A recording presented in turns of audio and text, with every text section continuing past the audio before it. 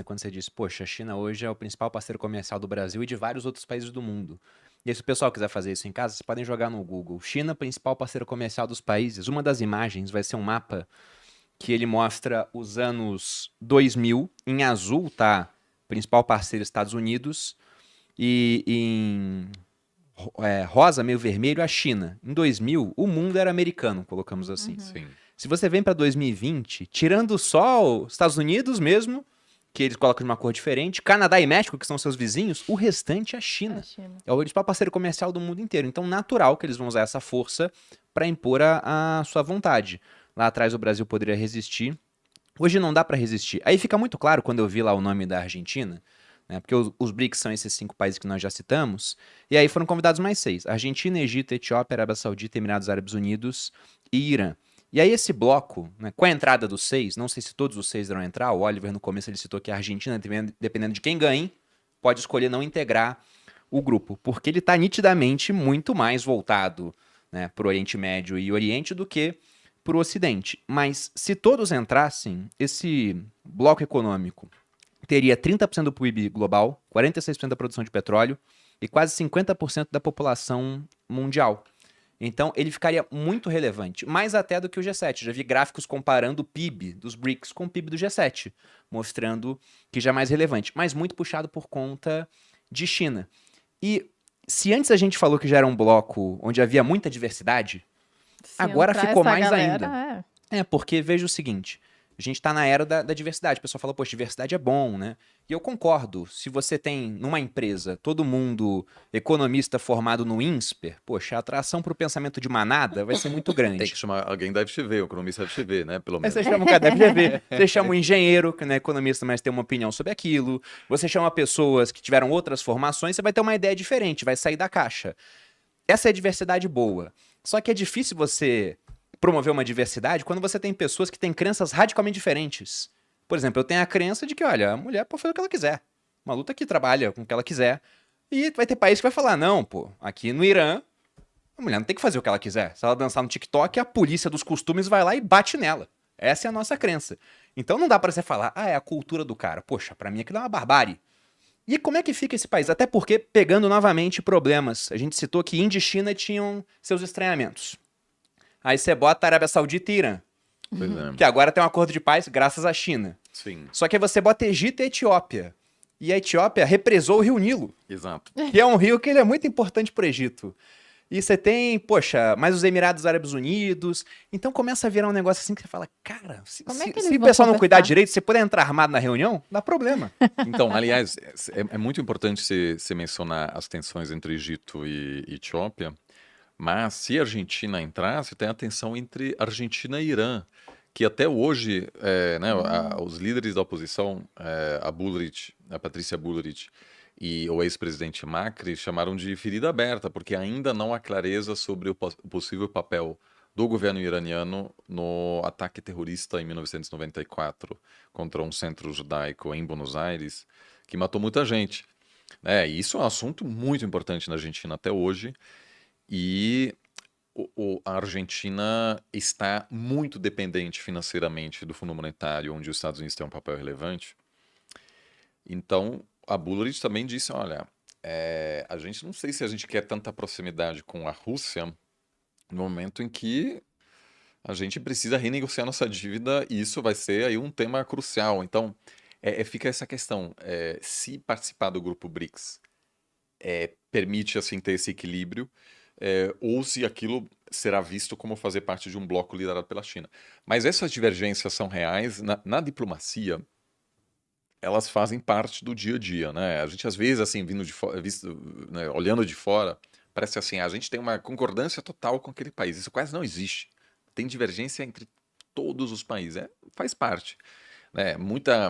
Então, nenhuma relação entre os BRICS é fácil, mas é importante lembrar que até entre o G7 há divergências. A Alemanha, por exemplo, quer ratificar logo esse acordo comercial entre a União Europeia e o Mercosul. Por quê? Porque a indústria alemã enxerga aquilo como uma grande oportunidade de ter acesso a mais de 250 milhões de consumidores aqui no Mercosul. Então, a Alemanha fez muita pressão. A França Não quer. olha e diz, a nossa agricultura francesa, ela não é competitiva, mas ela é culturalmente importante, porque assim, né, fora de Paris não tem assim grandes indústrias, realmente a agricultura é muito dominante. E se você permitir a agricultura brasileira entrar no mercado europeu, poxa, na França vai ter um problema, né? E já recebe muito subsídio, etc. O Macron está preocupado com instabilidade social, né? A gente viu muitas grandes manifestações anti-globalização, então ele tá contra. Tem essa divergência. O G7 consegue se virar. A Alemanha quer entrar no Conselho de Segurança como membro permanente. Faz parte de um grupo, inclusive, com o Brasil, o G4. Alemanha, Brasil, a Índia e o Japão. A Itália faz de tudo para evitar isso, porque ela não quer uma Alemanha tão dominante assim. Aliás, a Itália trabalha junto com a Argentina, que não quer que o Brasil entre, e o Paquistão, que não quer que a Índia entre, e a China, que não quer reforma do Conselho de Segurança. Então, essa divergência entre a Itália e a Alemanha, ela é real, todo mundo sabe, mas isso não quer dizer que os países não possam trabalhar juntos, assim. Eu não quero comparar essas divergências que no G7 são menores. E se falou a questão cultural, etc. Os debates no G7, eu nunca participei ativamente de uma reunião do G7, mas eu tenho vários amigos que são os chamados Sherpas, né, que são os assessores das lideranças que preparam essas reuniões. E falam assim, os jantares é muita risada, são realmente, existem amizades Agradáveis. pessoais entre essas lideranças, né, muitas vezes, assim. Isso no BRICS não é assim. Em parte porque a China, por exemplo, não gosta de coisas imprevisíveis. Então tem que ser tudo assim, cara entra, assina, aperta a mão. Não tem assim uma cultura de discussão. Assim, a China quer que tudo esteja resolvido, Só vai lá, assina o sabe? papel. É uma questão muito assim, tudo, porque não quer assim, alguém filma um desentendimento, etc. Porque para a imprensa chinesa é muito importante que esteja tudo assim claro, evidente e tal. Então é mais difícil gerenciar essas coisas, mas isso não quer dizer que em alguns aspectos esses países possam trabalhar junto, né? Facilitar investimento chinês aqui, é, sempre houve tradicionalmente vamos dizer, dificuldades para empresas brasileiras resolver problemas na China, é um país difícil de se operar, então essa relação também gerou benefícios concretos para o Brasil. Então eu não acho que assim amanhã o BRICS vai acabar. O que a Índia tem feito, ela ficou tão chateada, o governo indiano tão chateado com a influência chinesa, que vazou assim para colunistas, para jornalistas, etc., informações do tipo, olha, a Índia já não está mais tão interessada no BRICS, vocês querem expandir, tá bom, para nós é o G20, que a gente quer brilhar no G20 que a Índia acaba de organizar. O que a China fez? Falou, você quer brilhar no G20, na sua grande cúpula? O Xi Jinping não vai. A China não mandou ninguém, assim, ninguém relevante. Então tem essas brigas, obviamente, acontecendo. A África do Sul agora optou por desconvidar o Vladimir Putin por causa do mandado de prisão do Tribunal Penal Internacional em função da deportação de crianças ucranianas para a Rússia.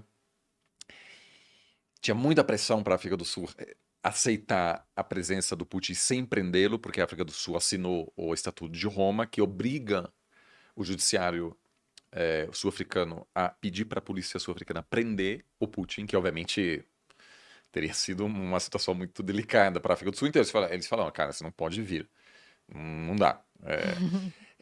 Então, assim, tem essas tensões.